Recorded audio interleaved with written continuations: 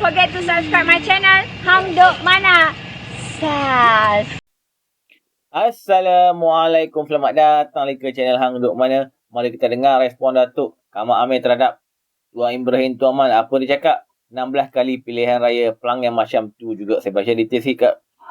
Harian Metro ni, Bentong sudah 16 kali pilihan raya diberi mandat. Kalau nak buat pembangunan, sepatutnya mereka buat sebelum ini di Pelangai. Soal timbalan Presiden PAH Datuk Tuan Ibrahim Tuan Man. Okey, mari kita dengar respon daripada Datuk Kamal Amir. Dia akan kita komen macam biasa.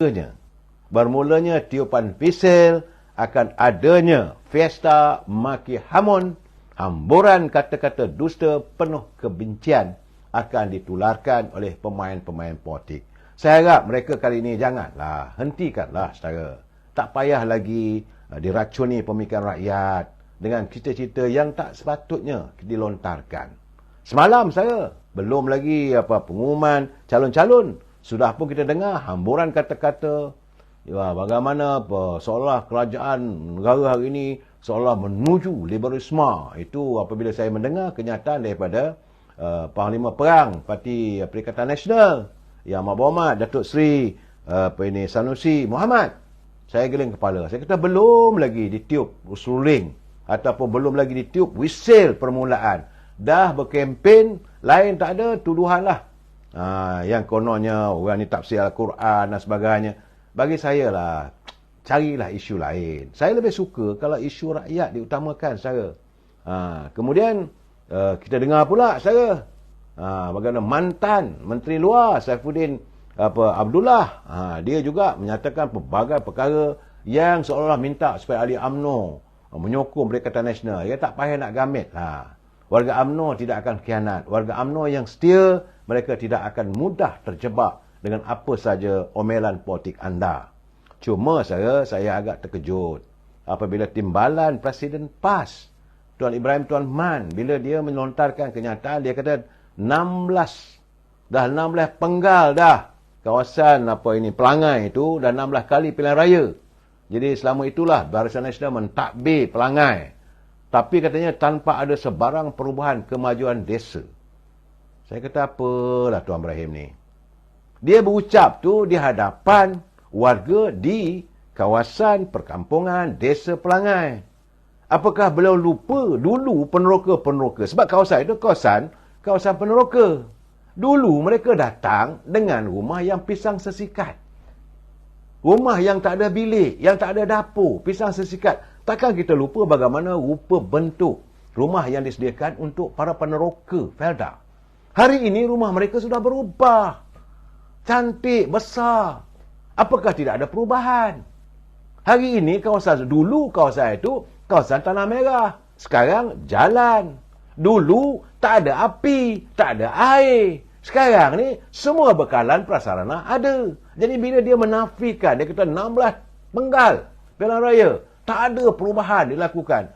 Saya kata kenapalah? Kenapa Tuan Ibrahim melontarkan kata-kata begitu? Sekarang ni saudara, apakah lupa bagaimana anak-anak kelahiran di kawasan Felda itu ada yang jadi insinyur, ada yang menjadi peguam, ada yang menjadi doktor, ada yang menjadi arkitek, accountant dan macam-macam. Mereka berjaya dalam kehidupan apabila kerana mereka ibu dan bapa mereka mempunyai pendapatan hasil daripada tuaian kelapa sawit. Tanah ada 10 ekar. Berbeza dengan warga yang tak berpeluang menjadi peserta peneroka. Ini tiba-tiba boleh katakan tak ada. Sedangkan semua orang tahu. Jangan dinafikan bahawa apa yang ada di Felda itu, itulah buah tangan UMNO yang dicetuskan oleh pimpinan UMNO, almarhum Tun Razak. Jangan ubah dan jangan nafikan. Saya berharap agar kempen-kempen ni biarlah bercakap yang benar, saudara. Sebab walaupun kali ini pertembungan 3 penjuru. Kali ini 3 penjuru, saudara. Calon Barisan Nasional Datuk Amiza Abdul Adam. Beliau merupakan anak desa Cimomoy. Di dalam kawasan Dun, Pelangai. Dia memang anak kelahiran situ, dibesarkan di situ. Dia tahu sangatlah kehidupan warga Felda, saudara. Kemudian dia akan ditentang oleh calon daripada Perikatan Nasional. Bersama-sama dengan seorang lagi itu, beliau adalah merupakan ahli pergerakan pemuda UMNO di kampung sebut. Banyak orang tanya macam mana? Saya kata bila dia memilih, kalau dia sebagai ahli UMNO, dia memilih saja untuk menjadi calon, maka dengan sendirinya dirinya terpecat. Saudara. Itu keadaannya. Jadi bukan Kasim Selamat, saudara, Kasim Samad. Itu daripada parti PAS. Calon bebas Haslimi Zul Hasli. Itu bekas merupakan, dia bukan jawatan kuasa pun, ahli pergerakan pemuda UMNO, cawangan saja, tak ada apa-apa pun, saudara. Dan mereka akan menentang Datuk Amiza Abu Adam. Saudara. Jadi sekarang ni kita mengharaplah agar pertandingan atau pilihan raya di Pelangai janganlah kita hiasi dengan maki hamun. Sudah-sudahlah tu. Sebab itu Datuk Sri Presiden UMNO Datuk Sri Zahid mengingatkan jangan ambil mudah pilihan raya kecil Pelangai, katanya. Memang Barisan Nasional tidak boleh mengambil mudah persaingan dengan Perikatan Nasional dalam pilihan raya kecil Dewan Undangan Negeri Pelangi ni. Walaupun dari segi atas meja, atas kertas, kita memiliki majoriti selesa pada pilihan raya umum ke-15 dulu. Jadi selaku Presiden UMNO dan pengurusi Barisan Nasional, Datuk Sri Dr. Ahmad Zahid berkata, jentera diingatkan agar melipat ganda usaha dan melakukan pendekatan sesuai bagi memastikan kerusi DUN Pelangai kekal milik BN. Bukan maki hamun, bukan mencerca orang. Dan jangan elak, jangan kita nafikan, saudara. Dan jangan ambil mudahlah. Atas kertas memang boleh menang, tetapi kena usaha lagi. Cuma saya nak jelaskan pada warga di Pelangai. Ini kena ingat, saudara. Felda berada direct di bawah Jabatan Perdana Menteri. Perdana Menteri telah pun melupuskan hutang-hutang. Banyak, saudara. 93 bilion. Saudara. Dan banyak lagi perancangan-perancangan akan dibawa untuk warga Felda. Bukan saja di Pelangai.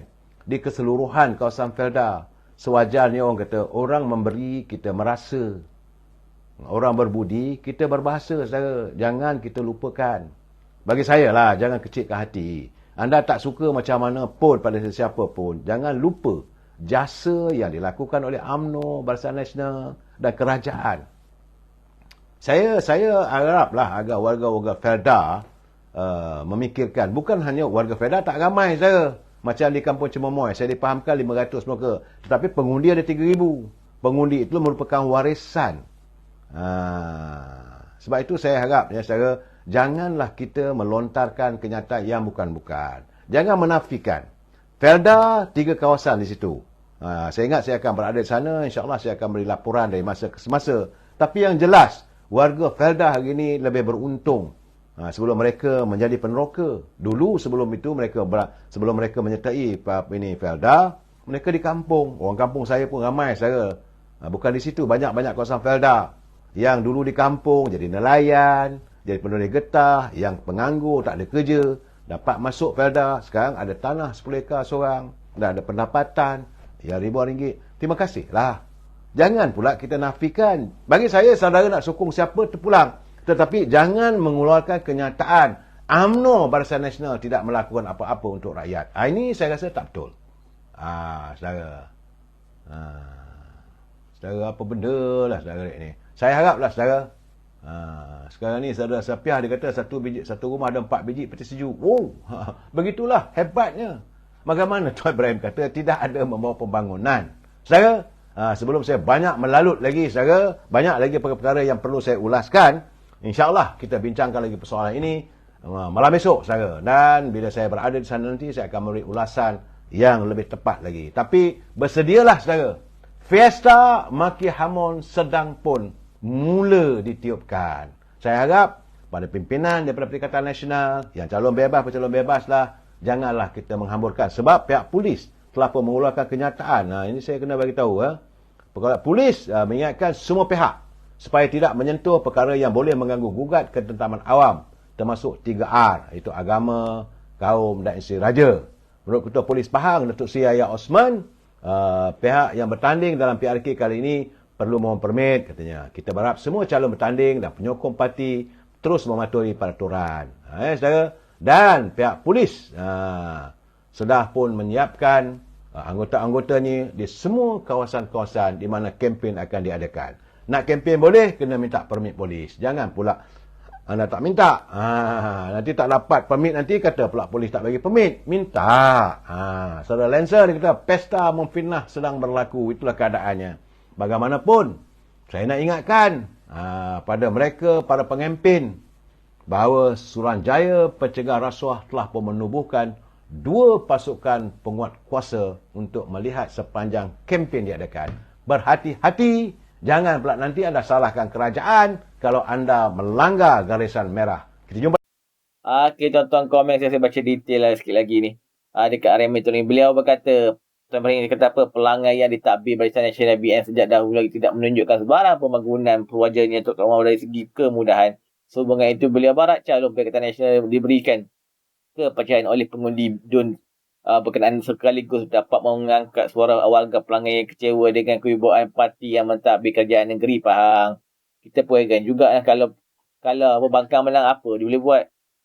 Patutnya kalau yang pihak pemerintah pihak yang menjadi kerajaan lah yang dapat buat pembangunan. Pening betul dia orang ni. Itulah dia orang merintah kat Kelantan. Dengan Kelantan tu bagi air, bagi banyak dulu. Air bagi ada dulu. Kedah tu bagi air, settle apa semua. Okey tuan-tuan. Mari terus menyokong kerjaan Perdana Menteri Ibrahim. Assalamualaikum.